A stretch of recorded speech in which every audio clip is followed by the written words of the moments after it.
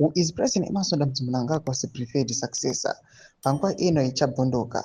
Tikuona kuti people panguva ino vakwanisa kunzwisa mutungamiriri wenyika vaEmerson Mnangagwa kuti aiwa this person haasi ngori munhu wekuti mamoves ake angakurumidza kudhidhikitwa nevanhu kana vanotomhanyidzana kuti aiwa mutungamiriri wenyika akaronga zvakadai zvakadai zvakadai vanhu vanozozvidiscover later. Saka buda mashoko ari kuda panguva ino achiexposa mutungamiriri wenyika Emerson Mnangagwa as preferred successor panguva ino.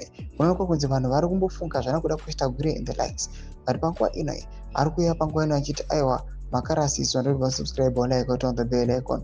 Tivira panapa panguva ino topinda pane this X handle yamuri kuona panopostwa Mnangagwa anoda kunyora chiti Mnangagwa will never tell you his preferred successor at this stage.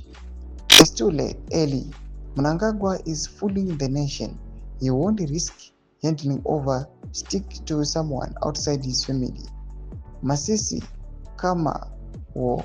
Sean is secretly being prepared. Ndo mashoko ari kubuda panguva ine achitaurwa panapa pane this exendo achiti aiwa mutungamiriri wenyika aiwa atori munhu akatongwara zvamazviro kwazvo, and panguva ino haangambo expose his preferred successor at this point in time.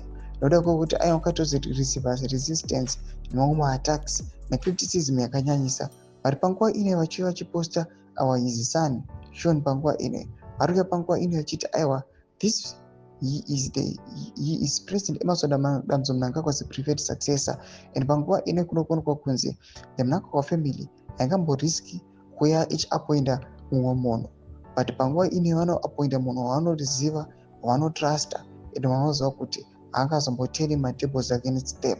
Mashoko ari kubuda panguva ino anda kuti muri Zimbabwe munoti kudii pamusoro penhau iyi. Imbomhanya imbopinde mucomment section medu kuti mafunguro enyu muri kudii pamusoro pemashoko awa. Mucomment section medu, so subscribe or like, check on the bell icon.